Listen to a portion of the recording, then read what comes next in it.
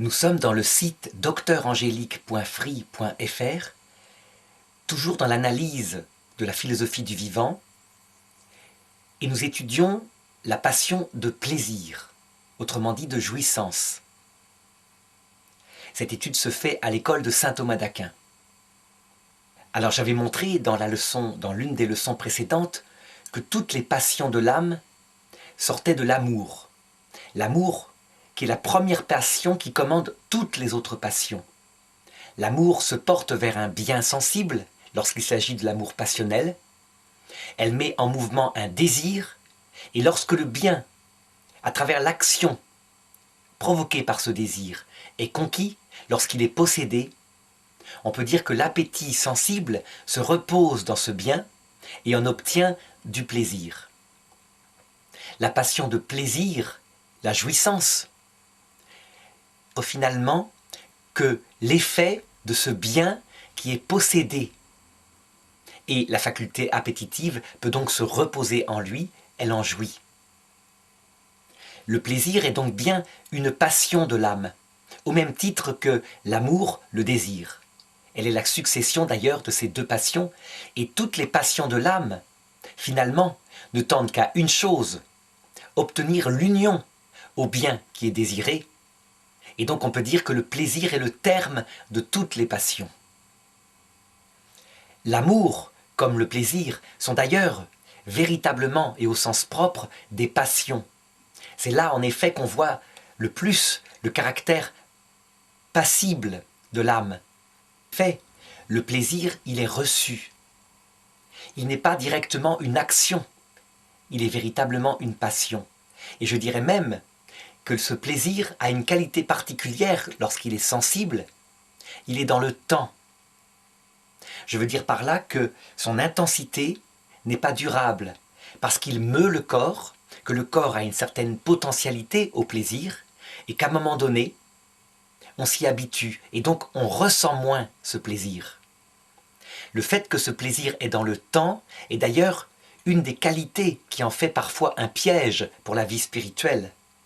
Parce que on se sent tellement bien dans le plaisir sensible, mais il est tellement parfois éphémère qu'on désire le retrouver le plus vite possible. Et donc ce plaisir, par sa séduction, peut constituer une sorte de drogue. On sait qu'il y a des plaisirs passionnels qui sont plus ou moins durables. Par exemple, Eros, le plaisir de l'acte sexuel, peut être extrêmement court. À la différence de pathos, le plaisir proprement sensible. Par exemple, la joie d'être en présence d'une jeune femme qui nous comble par sa grâce, par sa présence, qu'on peut voir par exemple dans un spectacle de danse ou qu'on peut fréquenter par la conversation. Ce plaisir-là est davantage durable.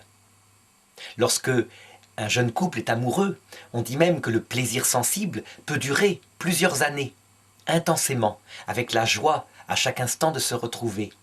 Cependant, même ce plaisir sensible-là n'est pas éternel. Et on constate, sauf quelques exceptions, qui ont su trouver le moyen de l'entretenir, on ne sait pas comment, on constate que, au bout d'un certain temps, le plaisir sentimental à se retrouver s'estompe. C'est d'ailleurs une grande épreuve pour certains couples, parce que quand ils ont fondé leur couple exclusivement sur ce plaisir-là, qui leur paraissait durable, il y a souvent une désillusion très forte et beaucoup de divorces. On peut même dire que ceux qui n'ont construit leur maison, donc leur couple, que sur le sable de cette passion, la maison s'écroule aussitôt que cette passion s'en va. Il faut remarquer aussi que si le plaisir est dans le temps, ce qui le rend si fragile, le temps qui le marque n'est pas le temps habituel, le temps cosmique, le temps des corps physiques. C'est plutôt une deuxième espèce du temps qu'on appellera la durée psychologique intérieure. En effet, lorsqu'on éprouve un plaisir, le temps peut comme s'accélérer. Le plaisir passe beaucoup plus vite que lorsqu'on est dans la souffrance. Dans la souffrance, au contraire, on a l'impression que le temps se ralentit. Il est évident qu'une heure passée dans les bras de sa bien-aimée peut sembler plus courte qu'une minute passée assis sur la plaque brûlante d'un fourneau. C'est évident. Eh bien, cette durée particulière est une deuxième espèce du temps que d'ailleurs saint Thomas d'Aquin n'a pas développée. Il a développé 4 espèces du temps, entre guillemets, 3 analogués, pardon, et il y en a en fait 4. Le premier analogué, c'est donc le temps cosmique, qu'on mesure en secondes, qui est objectivable, et qui est mesuré par le mouvement des astres. Le second, justement, qu'il n'a pas développé, c'est cette durée psychologique intérieure, qui mesure les passions, qui peut accélérer ou ralentir l'impression de la durée. La troisième espèce du temps qu'il avait développé, c'est le temps des facultés spirituelles, lorsqu'on pense à une chose, puis à une autre successivement. Ce temps-là, il l'appelle l'evum. Evum, c'est un terme latin qui signifie le temps des opérations intellectuelles qui se suivent, le temps d'un raisonnement. On voit bien que ce temps qui mesure les opérations intellectuelles n'a plus rien à voir avec le temps cosmique, même si concrètement, quand on pense, on peut mesurer le temps de la pensée.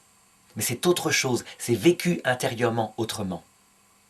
Et enfin, le quatrième temps, au point de vue analogique, c'est l'éternité, qui n'appartient qu'à Dieu, où son être entier possède en acte la totalité de tous les temps qui lui sont présents, sans qu'il y ait de présent, de passé, de futur.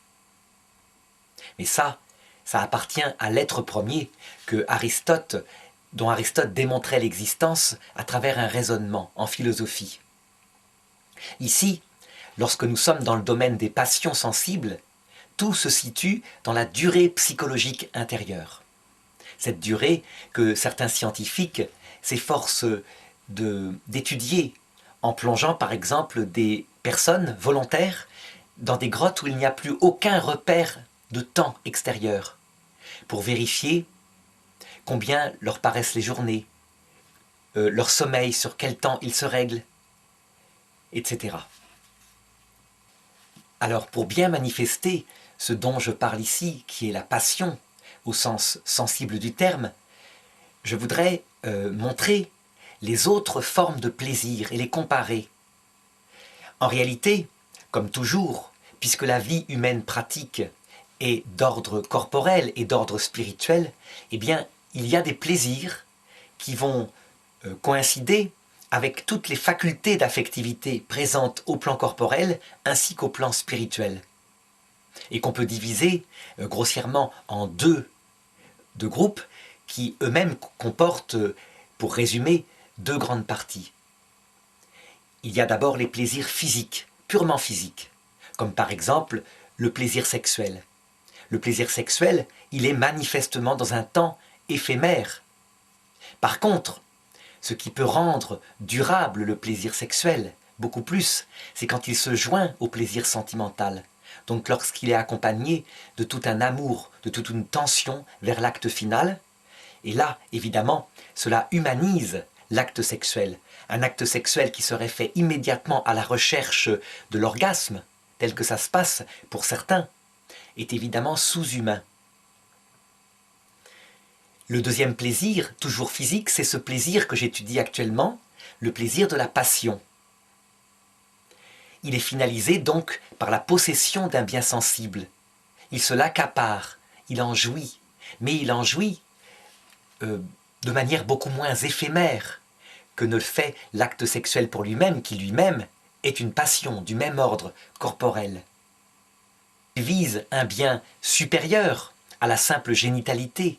Il vise la présence sensible d'une personne, par exemple, le charme qui émane d'elle, sa conversation, donc le plaisir de cette fréquentation extérieure, qui touche l'imaginaire, qui touche la mémoire. Il est donc davantage durable. Mais lui aussi est dans le temps, et il est ressenti consciemment. Les animaux en sont capables. Ils sont capables du plaisir génital, et ils sont capables de ce plaisir sentimental à être ensemble qui les comble. Ensuite, on passe au plaisir spirituel.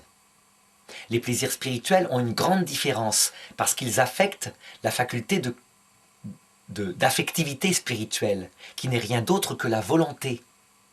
L'intelligence présente un bien qui est spirituel, par exemple, la qualité intérieure d'une personne, sa droiture, sa bonté, son honneur, et la volonté s'y porte.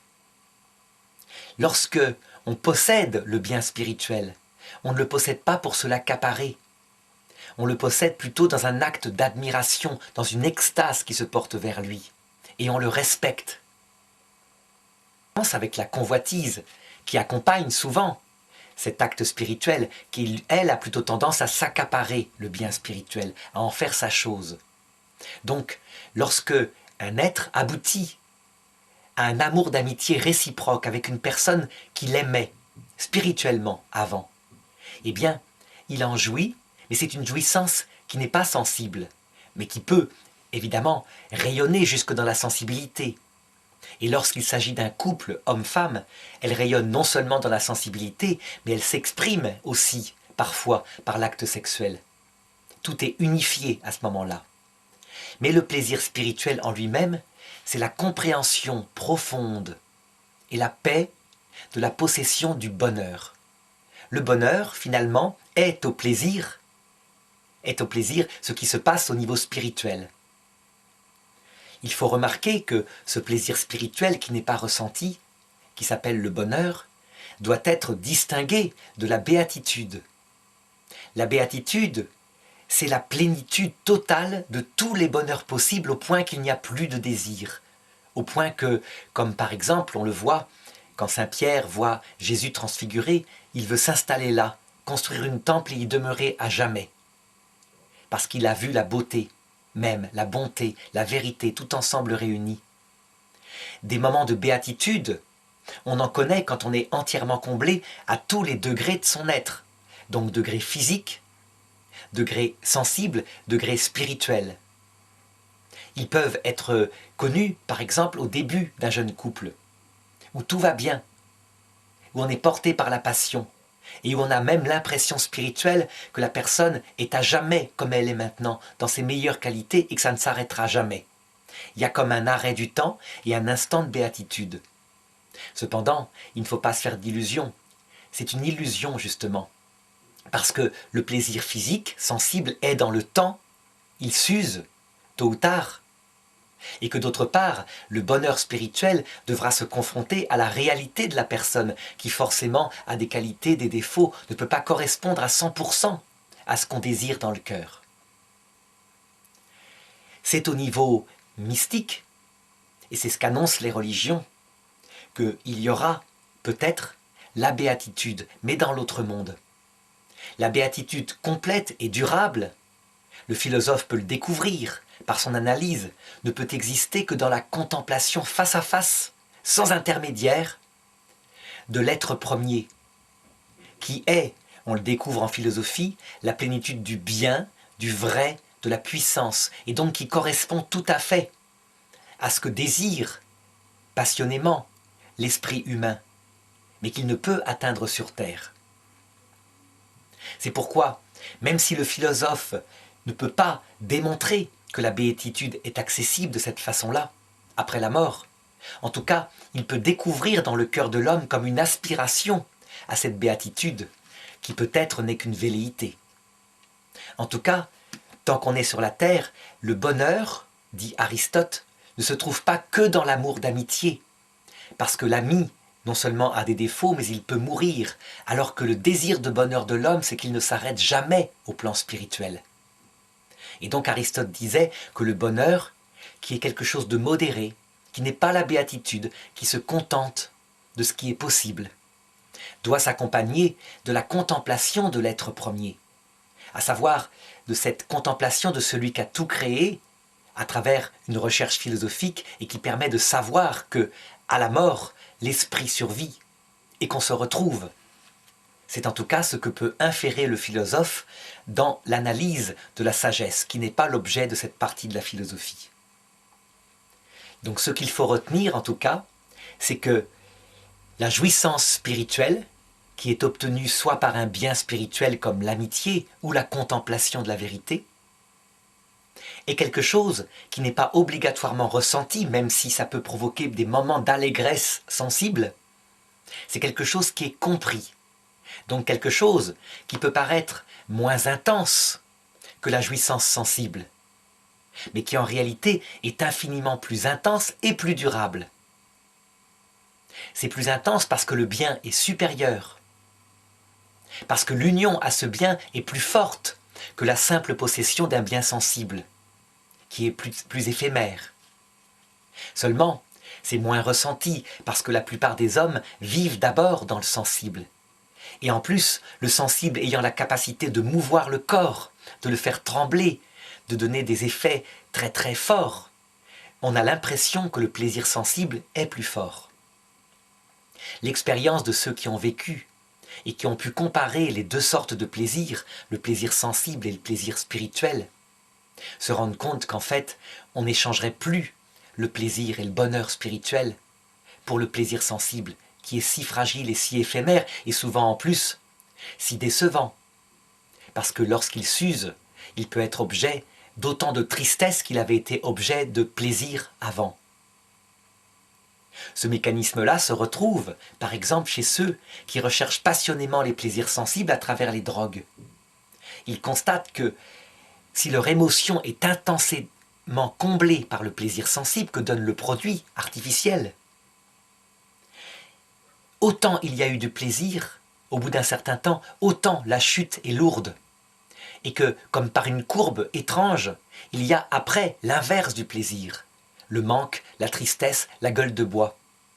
Ça, ce sont des propriétés du plaisir sensible. Et c'est pourquoi l'homme spirituel qui a vécu comprend que le plaisir sensible, si séduisant pour les jeunes, doit en fait être modéré. Il n'est pas ce sur quoi peut s'appuyer le bonheur, donc la joie spirituelle qui véritablement correspond à l'homme. Il est quelque chose qui en est comme le rayonnement, l'accomplissement jusque dans les tréfonds de notre être. Mais il ne faut pas se laisser séduire par lui, il doit être modéré par la vertu de tempérance qui l'accepte, qui s'en réjouit, mais qui le met à sa juste place, c'est-à-dire non comme fondement, mais comme un effet très agréable. C'est parce que les hommes sont d'abord enfants, et donc que leur psychisme et leur corps est d'abord développé avant leur esprit, que les jeunes, et même parfois les vieux, recherchent si intensément les plaisirs sensibles et physiques, quitte à perdre le bonheur spirituel.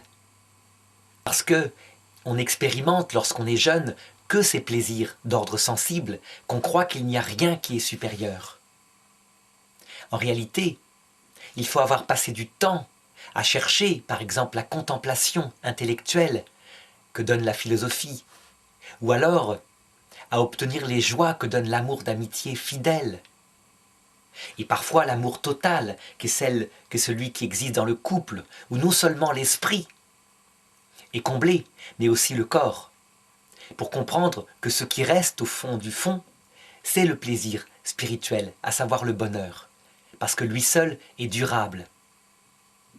On peut dire que d'ailleurs, ce qui est extraordinaire dans le mariage, dans l'union du couple homme-femme, c'est que insensiblement, lentement, paisiblement, mais aussi avec des à-coups, la vie entière est un apprentissage qui permet, au départ, d'être extrêmement appuyé sur le plaisir sexuel, qui est comme le fondement, en tout cas pour quelques couples, pour ensuite passer davantage à des plaisirs d'ordre sensible, qui eux-mêmes, au bout d'un certain temps, perdent un peu de leur intensité. Et c'est là qu'arrive souvent la crise du couple, la crise de la nuit des sens, qui, lorsqu'elle est passée, permet au couple de fonder d'abord sa vie commune sur l'admiration profonde pour la personne de l'autre avec ses qualités spirituelles, la confiance, et ce qui forme un amour spirituel. Avec la vieillesse qu'arrive, avec le sens de la vie qui se pose beaucoup plus, est-ce qu'on se retrouvera de l'autre côté? Est-ce qu'on retrouvera nos enfants? Est-ce qu'on a bien fait de faire tout cela? Eh bien, on est contraint, sous peine d'angoisse, de rechercher les plaisirs d'ordre mystique, à savoir la sagesse qui explique le sens de la vie. Et donc, une vie qui se passe raisonnablement fait progresser l'être humain depuis les plaisirs physiques aux plaisirs les plus spirituels. Un peu comme cette parabole de Jésus qui, parlant de la sagesse, donc de ce que signifie cette vie, la comparait à la graine de la moutarde, qui quand on est jeune est la plus petite du jardin, parce qu'on ne s'occupe pas trop du sens de la vie. Ou simplement, on s'en occupe quand on a des questions vers 6-7 ans, puis après on oublie, on se donne aux plaisirs sensibles. Quand on est devenu vieux, au contraire, cette graine est devenue le plus grand arbre du jardin au point que les oiseaux font leur nid dedans, ce qui signifie que celui qui n'a pas cherché la sagesse, qui n'en a pas du tout, n'a pas de nid. Il a sa maison, il a tout ce qu'il faut, et en fait il est comme étranger à cette terre parce que son corps va le lâcher. C'est là qu'on voit qu'il y a des plaisirs durables qui doivent être recherchés, si possible, dès sa jeunesse, au prix, sous peine d'en payer le prix lorsqu'on est devenu âgé. Il faut remarquer aussi que le plaisir est le moteur fondamental de tous les hommes, un moteur naturel. Je veux dire par là que l'homme est naturellement programmé, comme d'ailleurs tous les animaux.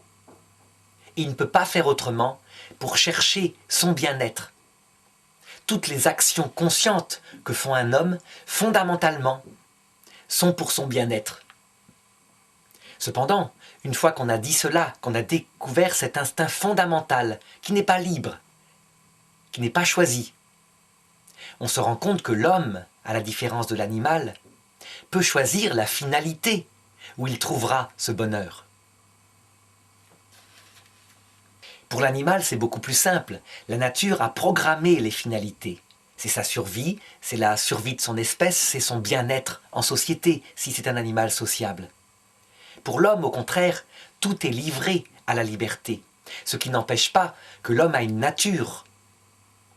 Et donc, on constate que certains hommes ont la sagesse de chercher le plaisir en tenant compte de leur nature complexe avec sa hiérarchie. Et on constate au contraire que d'autres hommes se précipitent vers ce qui est le plus immédiat, quitte à nier leur nature et à en récolter dans une partie de leur nature de la tristesse, de l'aigreur, du malheur. C'est en ce sens qu'on peut dire qu'il y a certains plaisirs qui peuvent être contre la nature profonde de tout l'homme.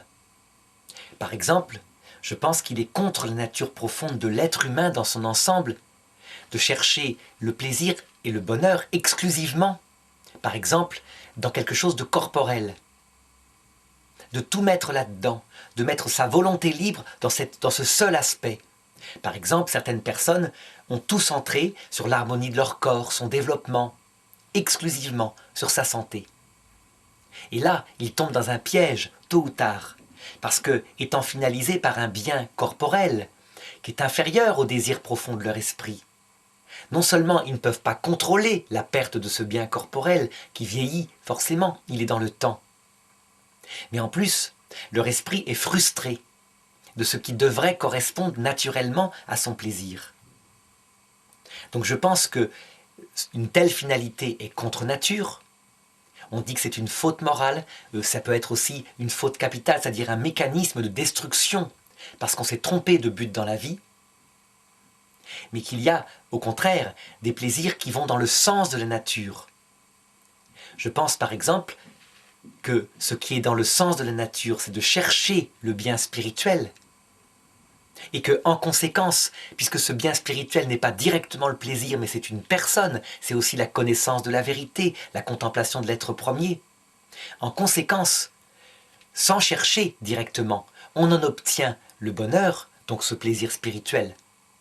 Si on cherchait directement le bonheur pour le bonheur, comme c'est un bien inférieur à soi, ce n'est pas une réalité spirituelle, on se perdrait. Donc on peut dire qu'au plan spirituel, le bonheur est plus un effet qu'une finalité, alors qu'au plan sensible, le plaisir est une finalité. Toutes les activités de l'animal sont en vue d'atteindre ce plaisir, en s'unissant au bien qu'il convoite. Il faut reconnaître aussi qu'il peut y avoir des plaisirs qui sont contre nature parce que la nature elle-même est corrompue, est malade, ne va pas bien. Par exemple, lorsque certaines personnes se frappent elles-mêmes, se torturent elles-mêmes, dans une sorte de masochisme très curieux, on peut se demander s'il y a là quelque chose qui est contre nature, et on peut conclure facilement que oui. Cependant, en réalité, si ces personnes font cela, c'est de toute façon dans le sens de leur nature profonde. Elles ne le font que parce qu'elles trouvent dans ces actes-là un certain plaisir. Parfois, c'est juste un plaisir qui les soulage d'une douleur qui est beaucoup plus profonde et qui est d'ordre mental, spirituel, voire mystique. Et donc, elles ont trouvé cette espèce de pis-aller, se frapper physiquement dans une douleur qui en fait est moins douloureuse que la douleur spirituelle, pour détourner l'attention de la douleur spirituelle ou pour se punir de quelque chose qu'elles se reprochent inconsciemment. Ça, c'est de l'ordre d'une corruption de la nature, même si fondamentalement, l'instinct fondamental qui recherche le plaisir et le bonheur est toujours là. Alors je voudrais analyser maintenant la cause du plaisir, c'est-à-dire ce qui donne du plaisir. On sait que c'est l'union au bien, je l'avais montré au début. Mais cette union au bien, lorsqu'il est acquis, lorsqu'il est stabilisé, est très souvent accompagné de la disparition du plaisir. Et donc on se rend compte que lorsqu'il s'agit du plaisir sensible, il ne s'obtient que dans le mouvement et dans l'action. C'est d'ailleurs ce qui le rend fragile. Quelqu'un qui posséderait la maison de ses rêves, qui s'y est installé, qui dit maintenant « je ne manque plus de rien, je rêvais d'avoir ma maison, je l'ai ». Eh bien, au bout de quelque temps, après avoir joui dans un certain moment de repos de cette maison-là, au bout de peut-être 1 ou 2 années, l'ennui va venir. Le plaisir d'avoir la maison est usé. Et on peut dire que pour qu'il retrouve le plaisir de sa maison, il sera par exemple contraint de travailler à l'améliorer, de toujours la rendre plus belle, que chaque année, il y ait un projet. S'il n'y a pas de projet, l'absence et le repos total est source de la disparition du plaisir. C'est pourquoi Aristote, en manifestant ce que c'est que le plaisir, mais aussi le bonheur, disait bien que c'est une action, parce que nous sommes des êtres vivants. D'ailleurs, il faut remarquer, à cet égard, que lorsque les textes religieux, par exemple du christianisme, annonçaient que le bonheur éternel serait un repos éternel, la phrase était ambiguë, et il fallait la comprendre en fait comme un repos par rapport au malheur, à cause d'une action connaturelle, perpétuelle, toujours renouvelée, et tellement puissante que jamais, jamais elle n'implique de frustration. Mais la béatitude éternelle était en un sens un repos et en un sens une action perpétuelle. Sinon, évidemment, on se demandait, mais est-ce que ça peut exister, le plaisir, le bonheur dans le repos éternel? Remarquez qu'à l'inverse, du côté des traditions plutôt bouddhistes, on avait remarqué que le plaisir étant éphémère, étant souvent accompagné de malheur, et venant lui-même du désir d'être heureux, puisque le plaisir n'était pas possible, puisqu'il était toujours vain, il fallait carrément faire disparaître tous les désirs et toutes les actions, pour disparaître, pour se fondre dans l'univers, et devenir quelque chose qui n'est plus rien, qui en tout cas n'est pas une personne.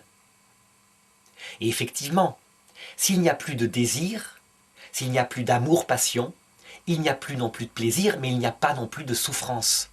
Et donc le nirvana, qui est la fusion dans le grand tout, effectivement, est techniquement cohérente. C'est la perte de toute douleur, mais aussi de tout plaisir. En tout cas, ces deux analyses que je prends dans les traditions religieuses si diverses, si opposées, permettent de comprendre que dans tous les cas, le plaisir est une activité. Et pourtant, j'avais manifesté que c'était d'abord une passion. Et en réalité, il y a aussi activité de la personne qui reçoit le plaisir. Étant donné que le plaisir est une activité, quelquefois, il y a plus de plaisir dans le mouvement qui fait tendre vers le bien que dans la possession du bien lui-même. Par exemple, il y a des personnes qui ont éprouvé véritablement le plaisir de l'action en construisant leur maison. Et le jour où ils mettent la dernière pierre à leur maison, finalement, il y a eu plus de plaisir avant que dans la possession de ce qui était le but et de ce qui est terminé. Pourquoi la passion de désir lorsqu'elle va s'achever dans la possession du bien, qu'elle n'est pas accompagnée de trop de crainte, de trop de désespoir. La passion d'espoir aussi, lorsqu'elle est modérément accompagnée des passions mauvaises, est source de plaisir. Curieusement, les souvenirs de douleurs passées, de tristesse passée, dont on a été délivré, sont cause de l'augmentation du plaisir. Et c'est quelque chose qui est important à comprendre pour l'éducation des enfants. Lorsque les enfants des rois étaient éduqués, on évitait surtout de les combler de toutes les richesses qu'ils auraient pu avoir. Et on leur mettait des précepteurs souvent extrêmement sévères. Ils étaient élevés comme les autres enfants, à la dure. Parce que lorsqu'un enfant a, dans sa jeunesse, tous les plaisirs, sans exception, aussitôt qu'il les désire, eh bien, devenu adulte, il n'a plus aucun goût à rien. Il est un peu cynique, il est habitué. Et curieusement, on voit dans nos pays riches, où certaines personnes ne manquent de rien matériellement, que certaines rêvent de faire des stages de pauvreté, de misère, tellement il n'y a plus de but à leur vie. Et c'est une douleur très grande au point de vue spirituel que de ne plus avoir de but. Et donc, l'expérience d'une souffrance matérielle, d'en avoir bavé pour avoir accédé à ce qu'on a, est parfois source de la prolongation du plaisir de ce qu'on a, parce qu'on peut se souvenir de ce qu'on n'avait pas avant. Évidemment, c'est comme tout. Ces épreuves, ces tristesses, cette difficulté à construire sa vie ne doit pas être excessive. L'excès de douleur, l'excès de tristesse peut détruire durablement la capacité de se réjouir de la vie et plonger la personne dans une inquiétude perpétuelle qui fait qu'elle ne se repose pas dans le bien qu'elle a acquis avec ses efforts. J'ajouterai encore que pour l'homme en tout cas, parce que ce n'est pas le cas pour les animaux qui n'ont pas de vie spirituelle, une vie spirituelle épanouie, stabilisée, est source de plaisir sensible.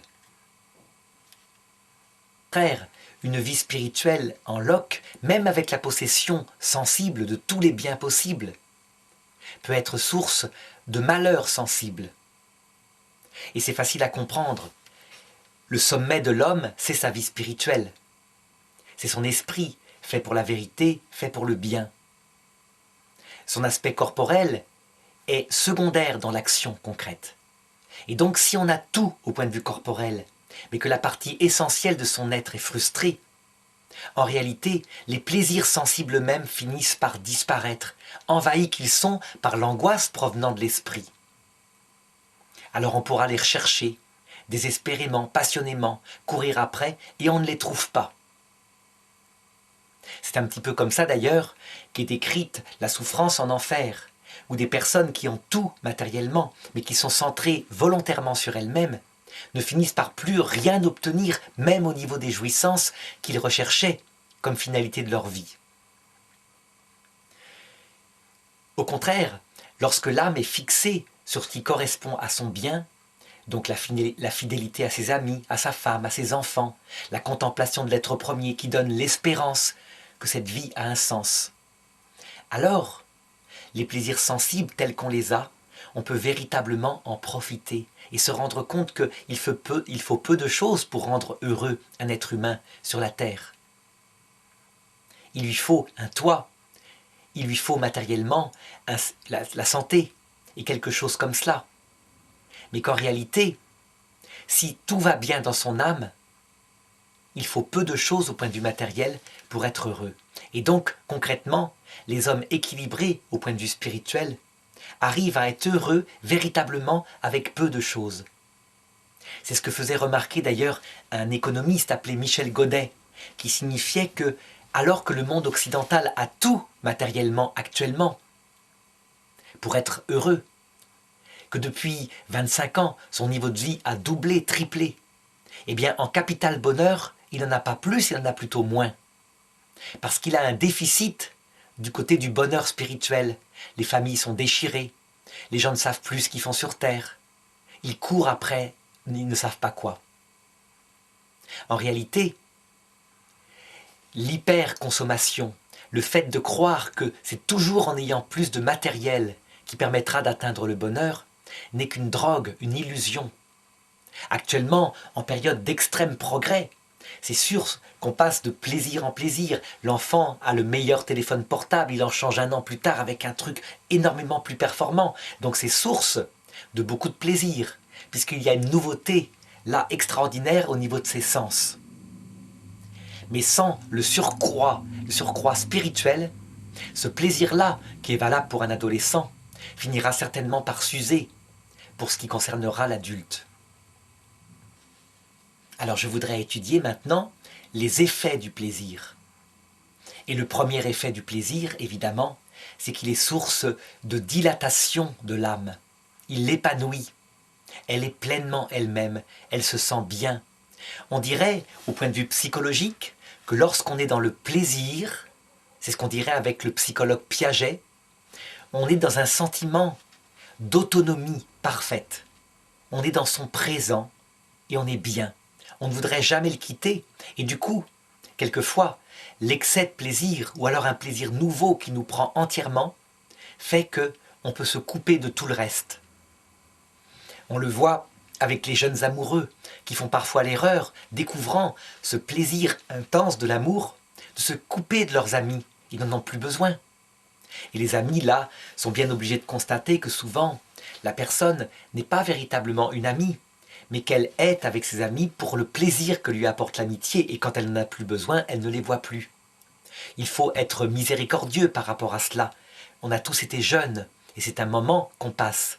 L'expérience montrera par la suite qu'il y a là, évidemment, une erreur, qu'on est séduit par un plaisir sensible, qui prend toutes les capacités. En tout cas, ce plaisir sensible, ce moment de dilatation, donne l'équilibre parfait à la personne au point qu'elle peut parler d'un moment de béatitude. Lorsque le plaisir intense est là, surtout le plaisir sentimental, qui fait croire à un plaisir spirituel, eh bien, la personne ne semble plus avoir besoin de rien. Le deuxième effet du plaisir sensible qu'on remarque, c'est qu'il cause la soif ou l'envie d'avoir de nouveau du plaisir. Je veux dire par là que celui qui a expérimenté ces moments intenses de vibration que donne le plaisir purement sensible, il a envie d'y retourner lorsqu'il a disparu. C'est le mécanisme classique qu'on voit dans les drogues, mais aussi dans toutes les drogues naturelles, comme le plaisir sexuel lorsqu'il est recherché pour lui-même, ou le plaisir romantique. Quand le plaisir est passé, puisqu'il est éphémère, on pense à lui, on en a le souvenir, on en a le désir. Et donc on ne cherche qu'une chose, c'est le provoquer de nouveau. On le provoque de nouveau, et le désir du plaisir redevient encore plus fort. Cependant, comme le plaisir implique un mouvement corporel, il s'use. Les récepteurs du plaisir finissent par ne plus être sensibles comme avant à ce qui était ressenti. Et donc, pour éprouver de nouveau l'intensité du plaisir lorsqu'il est recherché pour lui-même, la personne est obligée de chercher de la nouveauté. Et quand c'est une drogue, davantage de produits. Lorsque c'est du sexe, pour le sexe, de la nouveauté en partenaire, en position, et toutes les déviations qu'on peut imaginer. C'est pourquoi on peut dire que les plaisirs sensibles sont comme une eau qui ne désaltère pas et qui donne encore soif.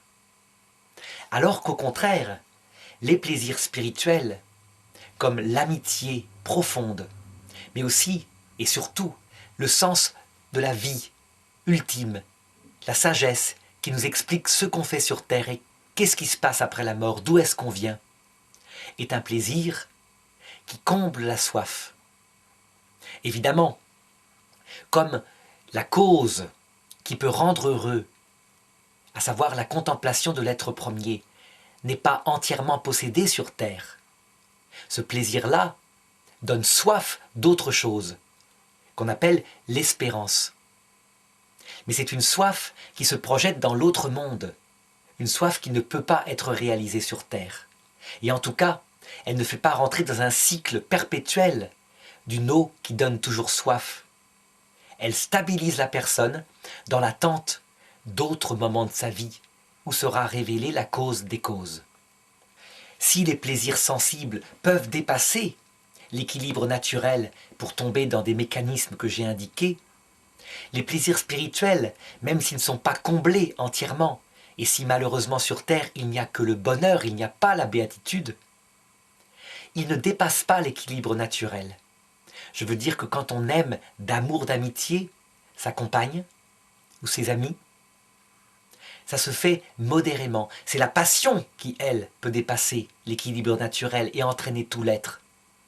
Mais l'amour d'amitié, comme c'est l'intelligence qui se porte vers l'autre, qui respecte l'autre, qui veut le bien de l'autre, eh bien, c'est quelque chose qui est modéré. Alors, un troisième effet du plaisir, c'est qu'il peut empêcher l'exercice de la raison.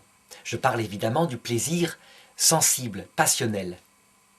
Il est tellement intense, il provoque de tels changements dans le corps, que sa séduction peut envahir complètement l'être et entraîner la raison au point qu'elle perd le sens.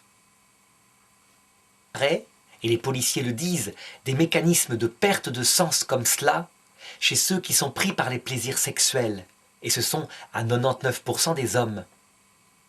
Ils peuvent très bien savoir qu'ils vont à la catastrophe, qu'ils vont briser leur couple, qu'ils se feront éventuellement, s'ils sont violents, prendre par la police. Et pourtant, pris par la passion d'un désir immédiat de plaisir, ils perdent toute raison, tout sens du raisonnable. Lorsque le plaisir est acquis, évidemment, leur raison leur revient. Et c'est là qu'on voit des criminels qui font tout pour camoufler leurs crimes. On sait le nombre de personnes qui reconnaissent que pour un moment de plaisir, ils ont pu, après, payer toute leur vie. Il y a en effet une loi de la sensibilité qui s'oppose, qui va dans un sens différent de la loi de l'esprit.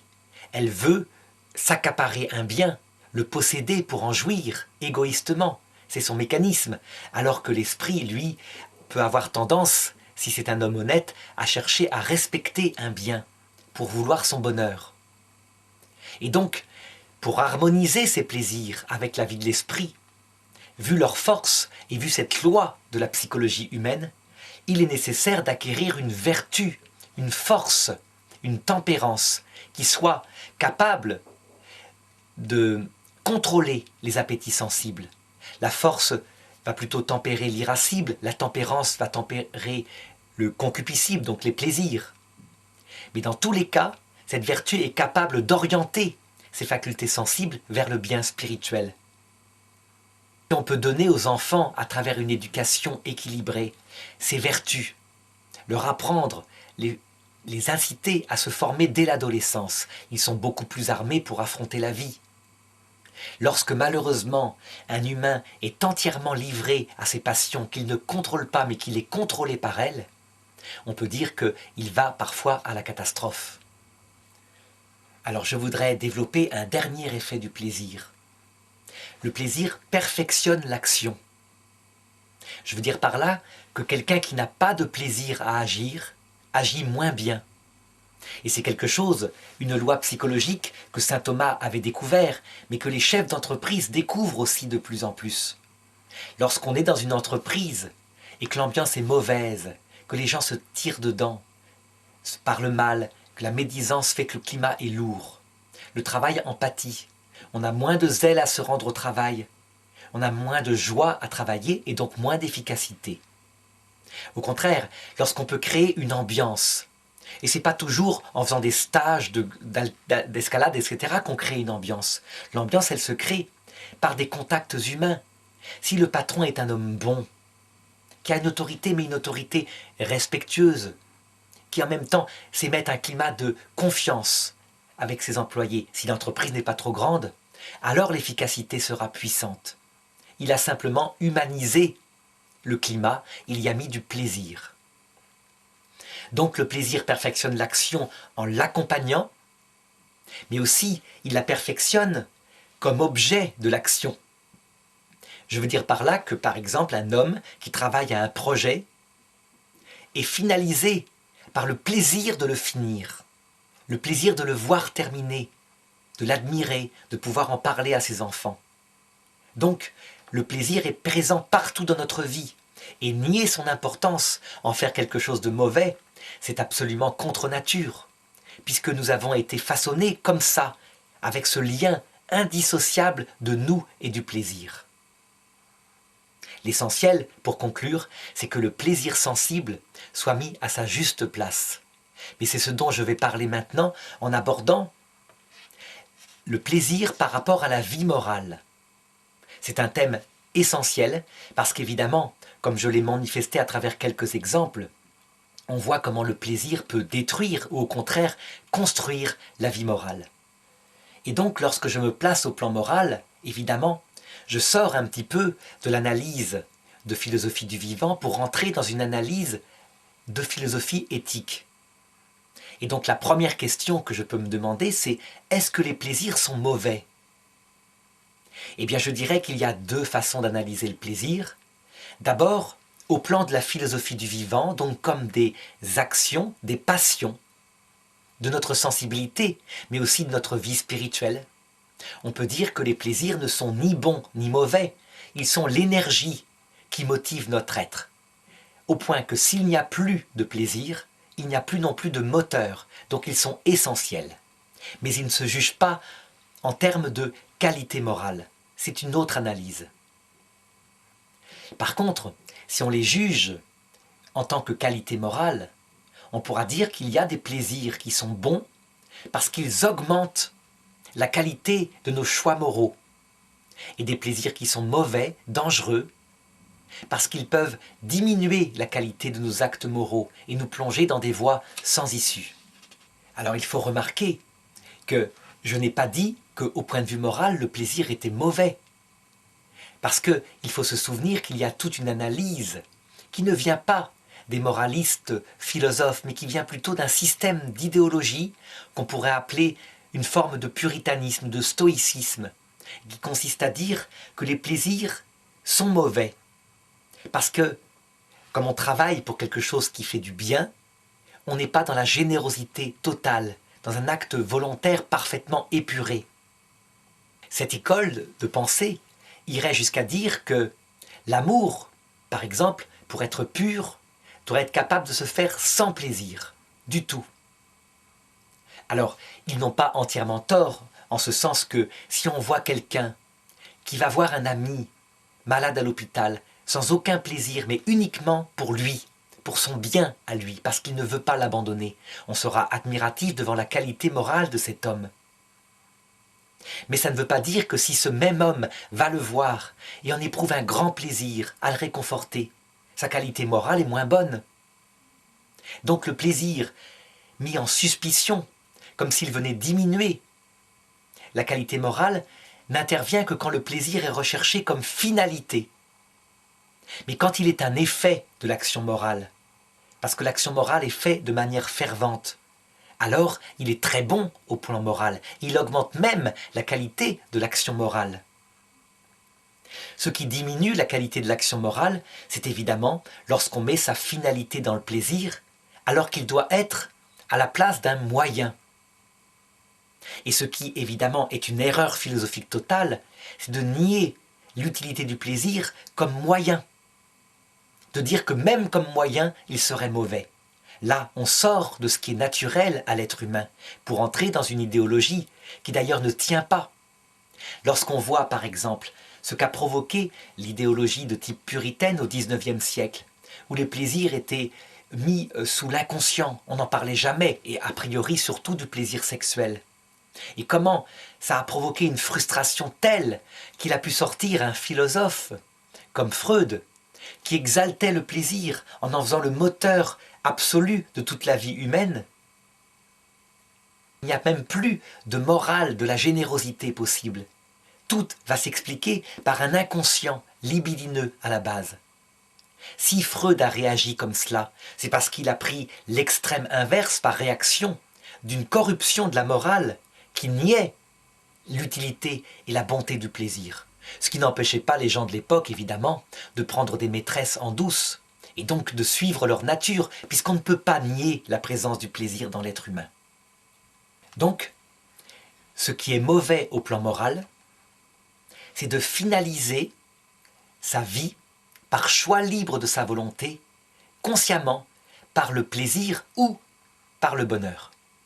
En finalisant sa vie par le plaisir ou par le bonheur, on entre en fait volontairement et en se faisant piéger dans un amour de convoitise. Ça veut dire que ce plaisir d'ordre sensible ou ce bonheur d'ordre spirituel fait que tout le reste devient des moyens en vue d'accomplir son propre plaisir et donc son égoïsme. Ce qui est bon au plan moral, c'est de chercher une finalité spirituelle volontairement. C'est elle qu'on recherche. Par exemple, le bien de son ami, la contemplation de l'être premier, la recherche de la vérité. Et d'aimer le plaisir qui accompagne cette recherche comme un moyen.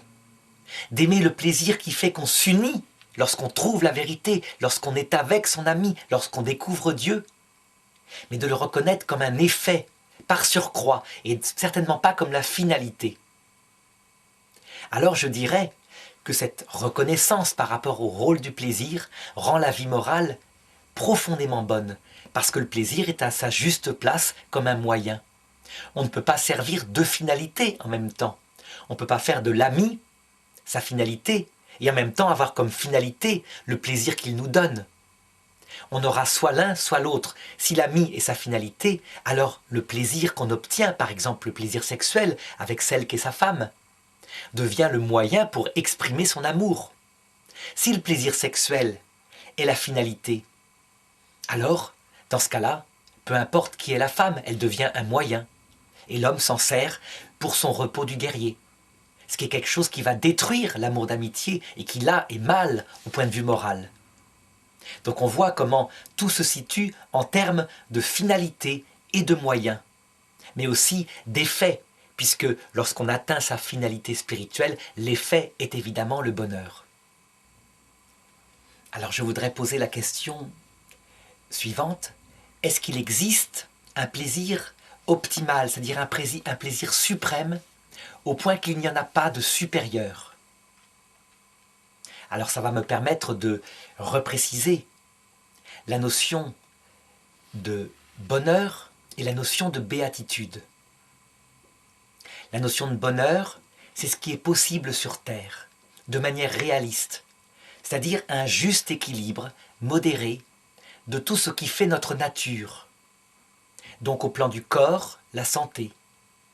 Au plan de la psychologie, un état de bien-être équilibré, qu'on pourrait traduire, comme le faisait Piaget, par 3 sentiments. On est valorisé par rapport à son passé, on est dans une certaine sécurité par rapport à son futur, et on est dans une certaine autonomie par rapport à son présent. Souvent, on trouve cet équilibre psychologique à travers les honneurs qui valorisent, une certaine quantité d'argent qui permet d'être en sécurité et quelques plaisirs au quotidien qui permet d'être autonome dans sa vie concrète, dans le présent.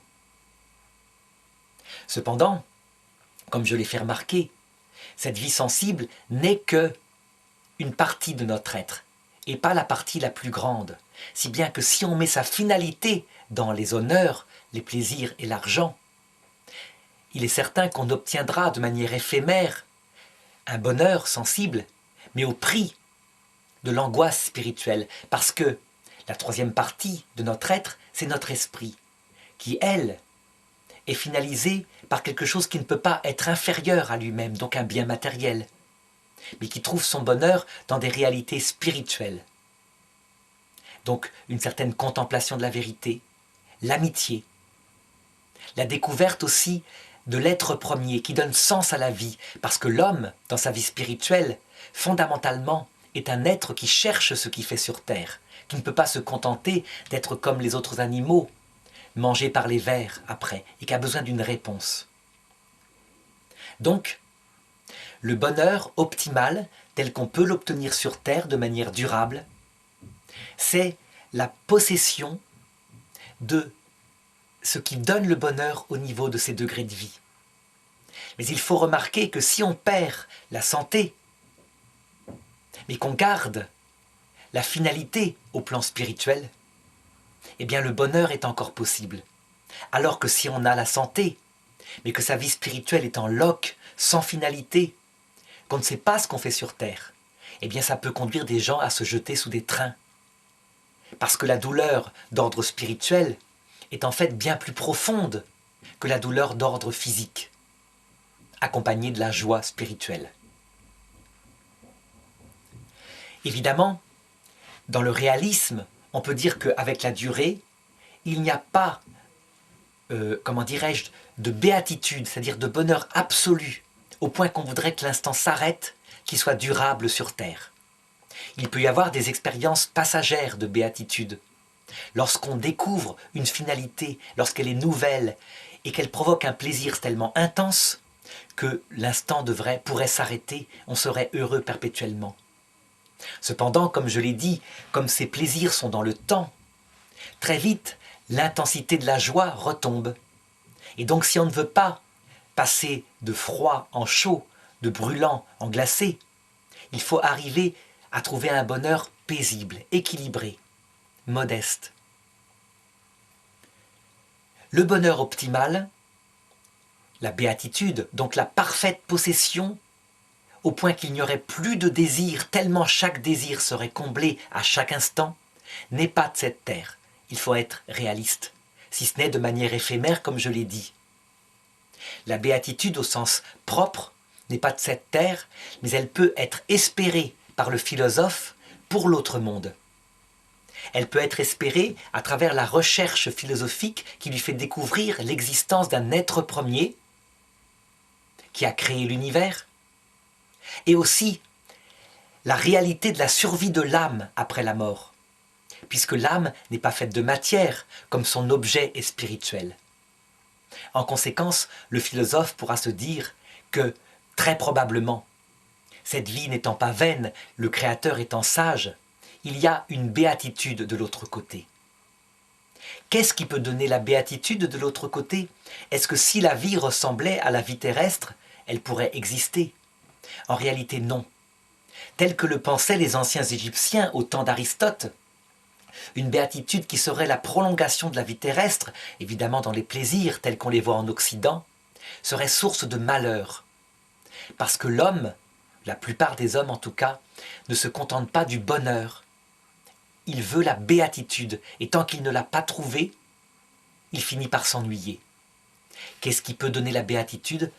Un seul objet, accompagné évidemment des autres, comme le fait de garder ses amis. Mais le seul objet qui peut la donner, peut découvrir le philosophe, ça ne peut être que la vision face à face de ce Dieu qui est la cause de tout, et qui forcément étant la plénitude de l'intelligence, puisqu'il a créé tout ce qui est intelligent, étant la plénitude de la bonté, puisqu'il a eu la volonté de le faire, étant la plénitude de la puissance, puisqu'il a fait sortir du néant l'être, comblera nos désirs de vérité, d'amour et de puissance, c'est-à-dire tout ce qui fait l'inconscient de notre faculté spirituelle. Évidemment, on ne peut pas aller plus loin dans la découverte de ce que c'est que le plaisir, et on peut juste attendre la réalisation de ce qu'on peut inférer par une recherche philosophique qui malheureusement n'est que de l'ordre du signe et pas de la preuve.